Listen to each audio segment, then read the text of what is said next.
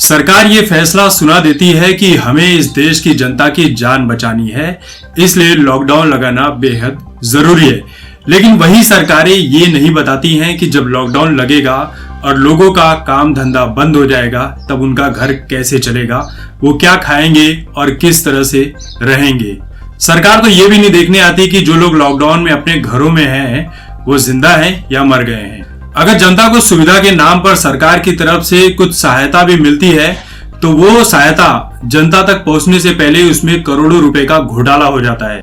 यानी कि इस तरह की सहायता जनता तक कभी पहुंच ही नहीं पाती है, उसे भी हमारे देश के नेता गड़प कर जाते हैं। गरीब और मिडिल क्लास की बात तो छोड़ ही दीजिए, हमारे देश में ऐसे ऐसे लोग हैं जिनके पास पैसे की कोई कमी नहीं थी, पूरे साल उनके पास लगातार काम था, लेकिन लॉकडाउन के चलते पिछले एक साल में न जाने कितने ही लोग बर्बाद हो गए, जिनके बिजनेस बंद हो गए, जिनकी नौकरियां चली गई। यहाँ तक कि बॉलीवुड में भी बहुत सारे ऐसे जूनियर आर्टिस्ट थे, स्टैंड अप कॉमेडियन थे, जिन्हें पिछले एक साल से कोई काम नहीं मिला और वो बर्बाद हो गए। अब नौबत ऐसी आन पड़ी है कि उन्हें अपने घर का सामान तक बेचना पड़ रहा है ताकि वो 2 वक्त की रोटी खा सके। सुनील पाल कॉमेडियन है, एक ऐसा नाम जिसे शायद ही कोई ऐसा होगा जो नहीं जानता होगा। सुनील पाल को हर कोई जानता है, सोशल मीडिया पर काफी एक्टिव रहते हैं।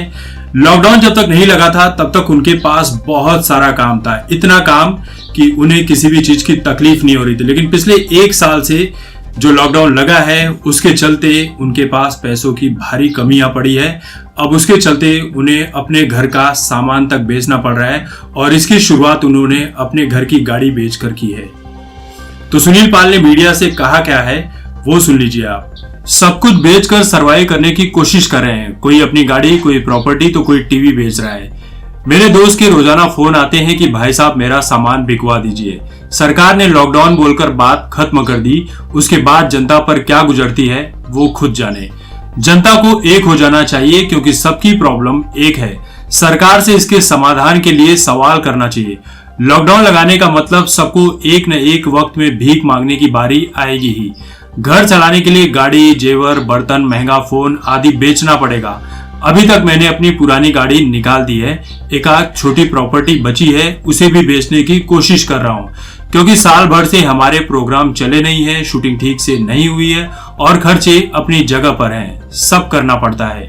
मेरे ड्राइवर ने कहा कि गांव जाना है, मैंने कहा रुक जा। वो बोला नहीं, आप पगार तो देते हो लेकिन आपका जो प्रोग्राम चलता था, शूटिंग होती थी, उससे हमारी एक्स्ट्रा इनकम होती थी, वह बंद हो गई। पगार से घर चलता नहीं। खैर वो अपने गांव चला गया। घर में सर्वेंट कम कर दिए गए हैं, ज्यादातर काम मैं खुद ही कर लेता हूं। अब जब सब कुछ खुद करना पड़ता है तो पता चला कि नरेंद्र मोदी जी ने क्यों कहा था कि आत्मनिर्भर बनो। कुछ 20% लोग हैं जो सच्चे हैं, बाकी 80% बेईमान हैं और उनकी वजह से हम 20% लोग बहुत परेशान और तंगहाली में हैं। दोस्तों, जो हालत सुनील पाल की है यही हालत बॉलीवुड में बहुत सारे जूनियर आर्टिस्ट की है। बड़े सेलिब्रिटी की बात छोड़ दीजिए, सलमान, शाहरुख, करण जौहर, इनके पास इतने पैसे हैं कि अगर ये आने वाले 20 सालों में भी कोई काम नहीं करेंगे तो ये अपनी जिंदगी आराम से निकाल सकते हैं। लेकिन सुनील पाल जैसे कलाकार और ऐसे बहुत सारे जूनियर आर्टिस्ट और मजदूर जो रोज काम करते थे और रोज पैसे कमाते थे जिससे उनका घर चलता था, लेकिन नौबत ऐसी आन पड़ी है कि बहुत सारे लोग इसमें से गांव निकल चुके हैं और बहुत सारे ऐसे लोग हैं जो गांव गए तो दोबारा लौटकर आए ही नहीं। सुनील पाल का तो यहां तक ये भी कहना है कि अगर कोरोना वाकई खतरनाक होता तो हमारे देश की सरकारें इतनी सारी रैलियां कर रही हैं चुनाव के लिए, कोई मास्क नहीं लगा रहा है, कोई सोशल डिस्टेंसिंग का फॉलो नहीं कर रहा है।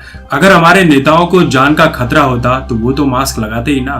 तो सुनील पाल की जो बातें हैं उन बातों से आप कितना इत्तेफाक रखते हैं, आपकी क्या राय है? आपकी जो भी राय है कमेंट करके जरूर बताएं। तब तक देखते रहे आपकी बात मुकेश के साथ। धन्यवाद।